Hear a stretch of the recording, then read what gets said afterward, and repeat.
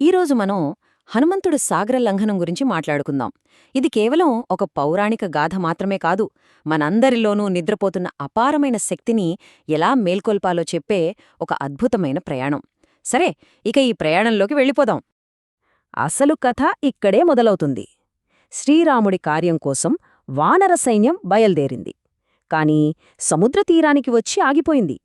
ఎందుకంటే వాళ్ల ముందున్నది 100 యోజనాల మహాసముద్రం, అంటే సుమారుగా 800 మైళ్ల దూరం. దాన్ని దాటే శక్తి అక్కడెవ్వరికీ లేదు. కాని చిత్రంగా వాళ్లలోనే ఉన్న ఒక మహావీరుడు హనుమంతుడు తన బలమేంటో తనకే తెలియక ఓ మూలన మౌనంగా కూర్చునున్నాడు. సరే, ఈరోజు మనం హనుమంతుడి ఈ అద్భుత ప్రయాణాన్ని ఒక్కో దశగా చూద్దాం. ఆయన తన శక్తిని మళ్లీ ఎలా గుర్తు తెచ్చుకున్నాడు, ఆ ఆకాశంలోకి ఎలా ఎగిరాడు, మరి ముఖ్యంగా ఈ మొత్తం ప్రయాణం వెనుక ఉన్న లోతైన ఆధ్యాత్మిక రహస్యమేమిటో తెలుసుకుందాం. ఓకే, మొదటి ఘట్టం నిద్రాణవీరుడు. వానర సైన్యమంతా నిరాశతో నిర్వేదంతో సముద్రం వైపు చూస్తోంది. కాని వాళ్లందరిలోకి అత్యంత శక్తిమంతుడైన హనుమ మాత్రం వాళ్లందరికీ దూరంగా తనకేమీ సంబంధం లేనట్టుగా కూర్చున్నాడు. ఎందుకంటే తన బలం తనకే తెలీదు. మరి ఇంతటి వీరుడు తన శక్తిని ఎలా మర్చిపోయాడు? దీనికి కారణం చిన్నతనంలో పొందిన ఒక శాపం.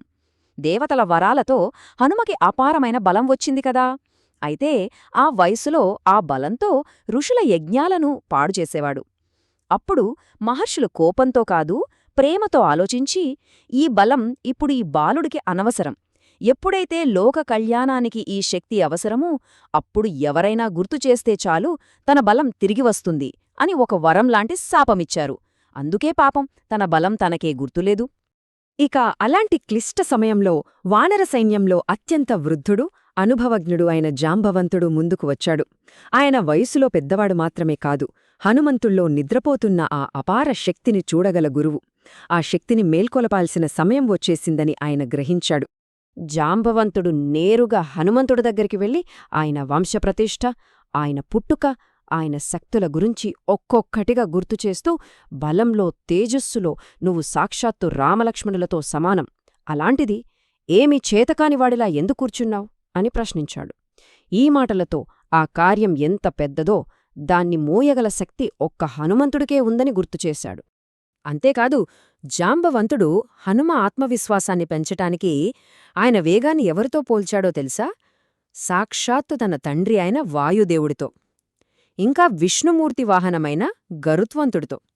ఈ లోకంలో మీ ముగ్గురినీ మించిన వేగం కలవారు లేరు అని చెప్పాడు.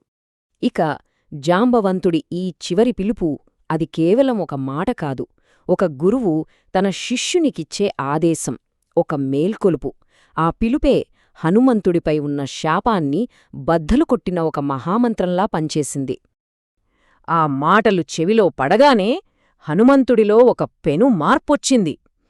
ఆయన నరనరాల్లో నిద్రాణంగా ఉన్న శక్తి ఒక వరదలా పొంగింది.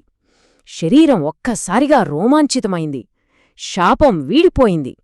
తన బలం, తన వేగం, తన పరాక్రమం అన్నీ ఒక్కసారిగా గుర్తుకొచ్చాయి.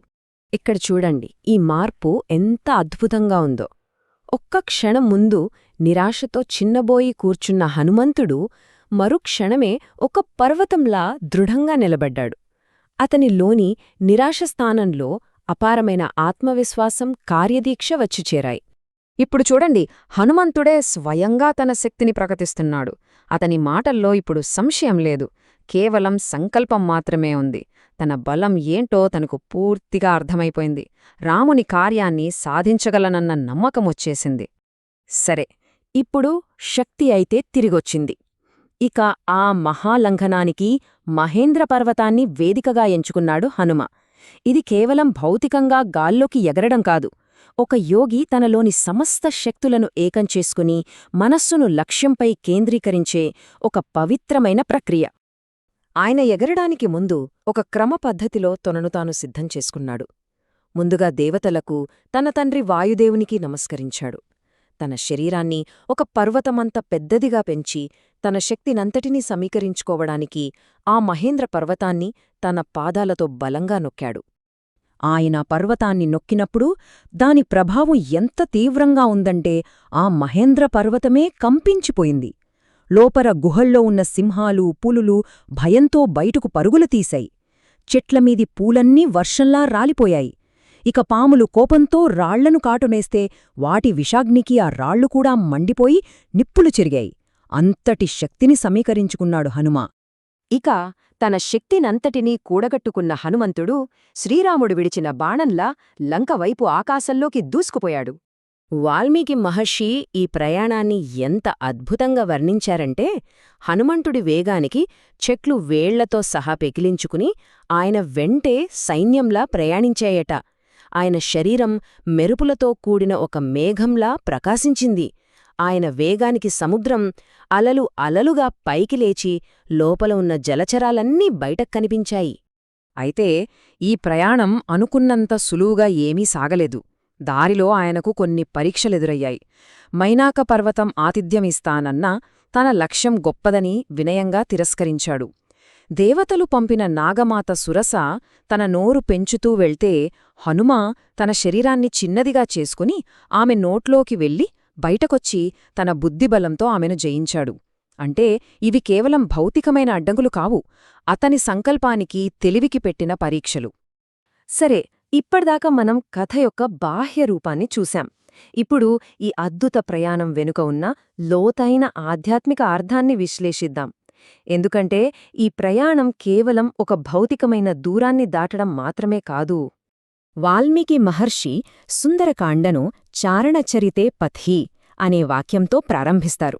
దీనికి 2 అద్భుతమైన అర్థాలున్నాయి. మొదటిది బాహ్యార్థం. చారణులు అనే దేవగాయకులు ప్రయాణించే ఆకాశమార్గం. ఇక రెండవది అంతరార్థం. వేదాలు ఉపనిషత్తులు చెప్పిన ఆధ్యాత్మిక మార్గం అంటే మోక్షమార్గం. దీన్ని ఇంకాస్త లోతుగా అర్థం చేసుకోవాలంటే ఈ ప్రయాణాన్ని 2 విధాలుగా చూడాలి. భౌతికంగా చూస్తే ఇది రావణుడి చెరలో ఉన్న సీతను వెతకడానికి చేసిన యాత్ర. అదే ఆధ్యాత్మికంగా చూస్తే ఇది సంసారం అనే మహాసముద్రాన్ని, అంటే మన జీవితంలోని కష్టసుఖాలను బంధాలను దాటి మనలోనే ఉన్న బ్రహ్మవిద్యను, అంటే దైవిక జ్ఞానాన్ని తెలుసుకోవడానికి చేసే ఒక అంతర్గత యాత్ర. ఇప్పుడు ఈ పట్టిక చూడండి, ఇది ఈ విషయాన్ని మనకి ఇంకా స్పష్టంగా వివరిస్తుంది. ఇక్కడ హనుమంతుడు కేవలం ఒక వానరుడు కాదు, భగవంతుని కోసం తపించే ఒక సాధకుడు. సముద్రం అంటే మనం జీవించే ఈ ప్రపంచం లేదా సంసారం. లంక అనేది మన భౌతిక శరీరం. ఇక ఆ శరీరంలో దాగియున్న సీత మనం అన్వేషించాల్సిన ఆ దైవిక జ్ఞానం లేదా ఆత్మజ్ఞానం. అంటే హనుమంతుడు నిజమైన విజయం ఆ 100 యోజనాల సముద్రాన్ని దాటడం మాత్రమే కాదు, తనలోని కామ, క్రోధ, లోభాల వంటి అంతర్గత శత్రువులను కూడా జయించడం. అందుకే ఆయన శత్రుకర్షణుడు అయ్యాడు, అంటే శత్రువులను నాశనం చేసినవాడు. చివరిగా ఈ కథ మనకు చెప్పే గొప్ప సందేశమేంటంటే, సరైన గురువు మార్గదర్శకత్వం, మనలో దృఢ సంకల్పముంటే మనలో నిద్రాణంగా ఉన్న హనుమంతుణ్ణి మనం కూడా మేల్కొల్పగలం. మన జీవితంలోని ఏ సముద్రాన్నైనా ఎంతటి కష్టాన్నైనా దాటగలం. హనుమంతుడు తన సముద్రాన్ని దాటాడు. ఇప్పుడు మనల్ని మనం వేసుకోవలసిన ప్రశ్న, మనలోని నిద్రాణ శక్తిని మేల్కొల్పి మనం దాటవలసిన ఆ అంతర్గత సముద్రమేది, ఆ సవాలు ఏది, ఆ లక్ష్యమేది?